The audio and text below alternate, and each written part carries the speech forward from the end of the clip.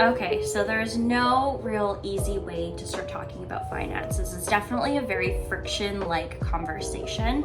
A lot of people get really uncomfortable with money. We either have a lot of it, not a lot of it, or not enough. Everybody's in a little bit of a different position, but either way you slice it, it's still a really tough conversation. What changed my mind about money is this book by Cait Flanders. The front of the book says, "How I stopped shopping, gave away my belongings, and discovered life is worth more than anything you can buy in a store." So this book was written back in 2018-ish, and I think it was around that time that I actually picked it up. I don't really know where I was at the time or why I gravitated towards this book, but I think I was just trying to reach out for something that would help me. But it was definitely at a time in my life where money was incredibly difficult. I didn't want to have the conversation. I didn't have a lot. I was working my butt off to make ends meet. I was living by myself and also going to school, and it was really challenging. So one thing that really helped me by the end of this book was she had a bunch of resources that helped her guide her to having less. And so I took note of all of those things. I made it into this huge Notion spreadsheet type thing. I have a dashboard where I can overview my life. I have a shopping list of things that are in my wish list, a finance sheet, and a budget tracker. I have all these different things now because I read this one book. So the first thing that she does do is she declutters her entire home. She takes inventory of what she has. This can look different for everyone. I had a lot of stuff and I really didn't feel like taking inventory. However, I did note all of the things that I had way too much of. I would start doing these really big deep cleans or declutters every few months, maybe half of the year. I would stop and reflect on what it is that I actually needed to keep versus what I didn't need. And then the pandemic hit and I had nothing else to do but deep clean and really reflect on what I wanted to do. And I went through my whole closet and I set up a shopping Instagram account where you could shop my entire wardrobe of all these clothes that I had that I literally was just holding on to because I had purchased them at a point in time, so they were mine. Like, there was no real reason why I had all this stuff. I wasn't wearing it, I wasn't putting it to use. I ended up selling a lot of my clothes, getting rid of a ton of stuff that I could put to donations, maybe someone else could use it. I wrote 3 lists: the essentials, the non-essentials, and an approved shopping list. I do that same list every single year, and it definitely helps me out with making sure that I am putting money into my savings or my emergency fund or whatever I'm saving up for at the time. My essentials really are my essentials. It is the roof over my head, groceries, payments for my car, gas, that sort of thing. So the things you actually really need. My non-essentials were things that I saw that I was buying over and over again that made absolutely no sense. Like, I don't need a million candles. I just like having a lot of different scents of candles. Beauty products that I had duplicates of that I could wait until the next time I needed it. And my approved shopping list was anything that I absolutely needed if it met the criteria. Unsubscribing from all store newsletters, Instagram accounts, Facebook accounts, whatever you're following that make you want to purchase something, just get rid of it. You probably don't need it. I like to keep a separate page or note in my phone of the website, product, or whatever it is that I want to come back and revisit. I usually add a little note to it saying like, this would be a great gift for this person, or I would like this in the future at a time of this. Just try your best and see where you can get with it. I know that this definitely helped me out in my future savings. Now, Cait also does tell everybody she knows that she's doing a shopping ban, that she is no longer purchasing things. She is getting rid of everything in her house. It's kind of like an accountability thing when you tell other people what's going on. So that is 100% up to you. Replace costly habits with free, cheap alternatives. If you can, replace your costly habits with free or cheap alternatives. That is something that definitely can benefit you.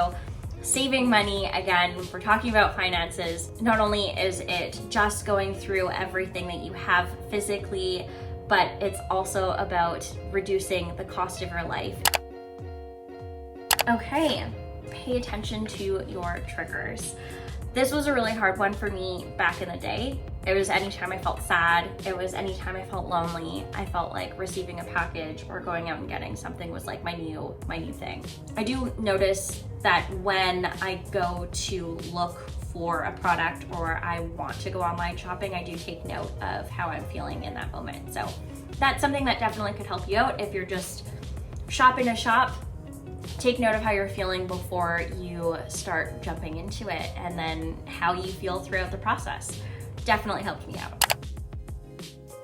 The next hot tip here is learn to live without or become more resourceful. You can become resourceful. So if you don't need that product or that thing long term, maybe borrowing it from a friend who might have that product. Thrifting is like another one. A lot of my friends do thrift. They're really resourceful. These products are gently used and can be used again. So why wouldn't you?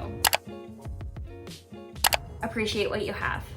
It's a really hard one to do. There's always things that you're gonna wanna have. There is always ads you're gonna see or marketing or something out there that will try and get you to convert, try to get you to purchase. I do know that it is incredibly hard to not click on things. I know it's hard to not purchase things sometimes. Put it in a list, wait a few days, maybe go through this handy dandy flow chart that Cait had made up for herself. This flow chart's fantastic, so I will draw it and put it someplace on the screen here. But basically it goes through like, do you need it? Yes or no? Do you really need it? Yes or no? Did you need it yesterday? Yes or no? Can you borrow it? Then do that. If you want to buy it, do you want to maintain it? Yep or no. And if you don't want to maintain it, then don't buy it.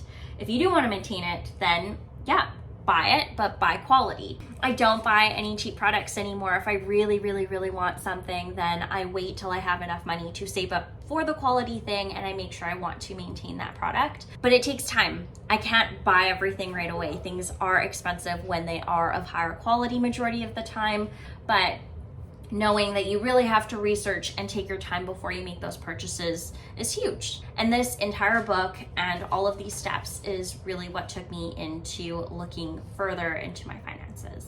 Okay, so when looking at our finances, I did make a beautiful spreadsheet for you guys. You can buy it at zero cost just off of the website. I'll leave the link below, but I'll also probably pop it up here. This is the same template I use for all of my stuff.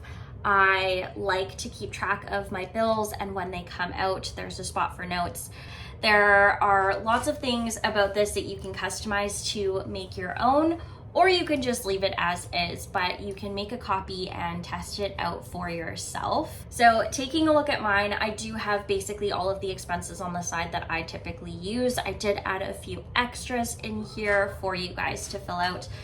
You can add in a new bar to add whatever your expense is.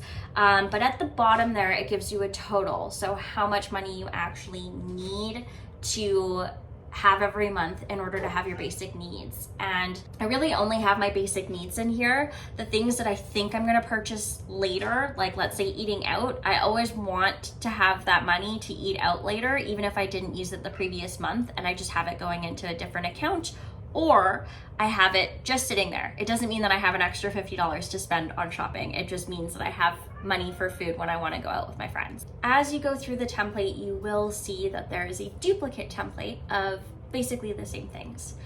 I like to plan for the future as well. So I know next year or in a few months from now that I would like to be living in a bigger place. With a bigger place will probably cost me a little bit more money. I want to calculate everything that I possibly could need in that time and know how much I need to be making every month in order to meet that goal. So I've done this for my future self. I know that Dylan and I are planning on moving at a point in time. We want a bigger place. And so I want to know how much that's gonna cost me when the time comes. Will my income need to be more? Will I need to be putting away more money? What does this all look like? And so having a future plan isn't a bad idea. It just kind of gives you that benchmark of, well, I need to be making X amount of dollars in order to be maintaining this lifestyle. Literally just like you would right now. You need to be making X amount of money in order to live your current lifestyle.